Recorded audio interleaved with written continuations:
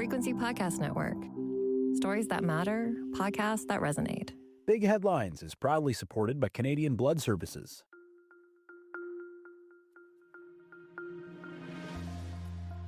Friendship on display in Japan as the Prime Minister kicks off a visit to Tokyo, while tense trade talks start with the United States, with officials meeting for the first time in months. Hi, I'm Virjesh Dave. This is Big Headlines, everything you need to know to be in the know in just 5 minutes. The Prime Minister has arrived in Japan, the last stop on a 10-day international trade mission, but other Canadian officials are heading south of the border for the first talks with the U.S. since last year. Mark Carney is highlighting trade, security, and critical minerals as areas of growing partnership between Canada and Japan. Carney also continues to push the theme of a changing world order from his speech at the World Economic Forum. I believe we both know the importance of economic security for the security of our peoples, because the world is at a turning point. We see the manifestations in the Middle East, we see it elsewhere. The Prime Minister is set to meet with business leaders and sign new deals before heading back to Ottawa.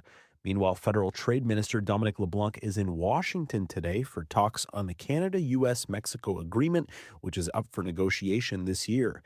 These are the first talks between Canadian and U.S. officials since President Trump called off negotiations back in October. LeBlanc and his U.S. counterpart are also set to discuss tariffs on key Canadian sectors. American officials are warning strikes on Iran are about to surge dramatically as Operation Epic Fury hits the 1-week mark. Israel says the fighting has already severely affected Iran's ability to defend its airspace and launch missiles, but the Islamic Republic continues to launch strikes across the Middle East under the cover of darkness inside Iran this morning. U.S. B-2 bombers dropped dozens of 2,000-pound penetrator bombs targeting deeply buried ballistic missile launchers. Head of U.S. Central Command Admiral Brad Cooper also says they hit a massive Iranian drone carrier at sea. 7 days into the U.S.-Israel war, intense airstrikes are slamming into the capitals of Iran and Lebanon. Experts accuse Iran of trying to run out the clock for the U.S., unrealistic, according to Defense Secretary Pete Hegseth. We've got no shortage of munitions. Our stockpiles of defensive and offensive weapons allow us to sustain this campaign as long as we need to. Canadian and allied militaries are meeting to discuss how to help now for anyone trying to get out of the Middle East, including some 2,000 Canadians. More flights are being added, but prices are almost at a whopping $10,000. Also making big headlines, U.S. President Donald Trump has made a change in his cabinet. Homeland Security Secretary Kristi Noem is now on her way out, and Trump is tapping Oklahoma Senator Markwayne Mullin to replace her. ABC's senior political correspondent Rachel Scott says the president announced in a social media post that Noem will now take on a new job. I haven't talked to a single Republican here on Capitol Hill who had heard the name of this one. He says that she'll now be serving as the special envoy for the Shield of the Americas for a new security initiative in the Western Hemisphere. But the bottom line here, she is not going to be the Homeland Security Secretary. Sources say Trump decided to fire Noem after her testimony before the Senate Judiciary Committee this week.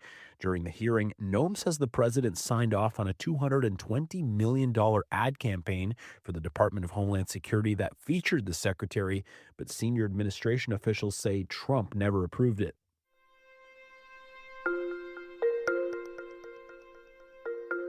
One year after Canada's oldest company filed for creditor protection, most of the Hudson's Bay and Saks stores are sitting dark and empty.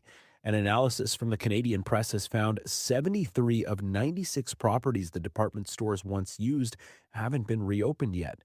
The executive vice president at Aurora Retail Group says landlords can't be blamed for the vacancies because most tenants don't want as much space as HBC or Saks had. It's going to be a tough leasing assignment to fill, anywhere from 150 to 300,000, maybe 700,000 square feet of vacancy. Like that's a lot of space. The Canadian Press counted about 73 former HBC or Saks stores are still empty. The remaining 23 have been taken over by retailers including Urban Behavior, Urban Planet, and Designer Depot.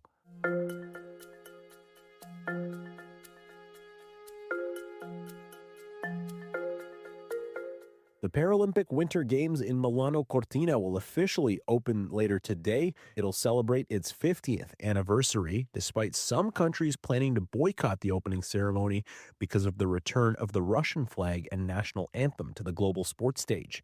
Ukraine, Czechia, Estonia, Finland, Latvia, Lithuania, and Poland are among the countries boycotting. Iran also has one athlete participating in the games as the conflict in the Middle East continues. The opening ceremony takes place at the Arena di Verona, marking the first time a Paralympic ceremony is held at a UNESCO World Heritage Site. This year marks the biggest Winter Paralympics ever, with more than 600 athletes and a record female participation. The games run until March 15th. If you haven't listened yet, today on the Big Story podcast, permanent daylight saving time might not be the answer. Here's why. Host Maria Costain speaks to author and expert in daylight saving time, David Prero. Even in Florida, 8 kids died, I believe, as a result of car accidents just after the first few weeks of the permanent time change being implemented. Yes, that's true. Those things will happen, and when people hear about them, then they get more worried. So the other thing is, of course, if you changed your system and no one else changes, like BC is doing, Right. very inconvenient as well, independent of the darkness and the lightness, because everybody else, or most everybody in the U.S. and Canada, are changing on the same days, and you're not. So now it's bad for transportation, all buses, planes, trains that used to leave one city at 8 o'clock and arrive at 9 o'clock. Now it arrives at 10 o'clock. Well, that may be that you miss a connection. You can listen to the full episode wherever you get your podcasts. Now you're in the know. Thanks for listening. Big Headlines is proudly supported by Canadian Blood Services. Experience what you get when you give. You can make an appointment by visiting blood.ca, the Give Blood app, or call 1-800-2DONATE to book a donation appointment. Make sure you follow, share, and review Big Headlines. Enrique Amaturo is our lead producer. I'm Burjesh Dave. Have a great weekend. We'll talk to you on Monday.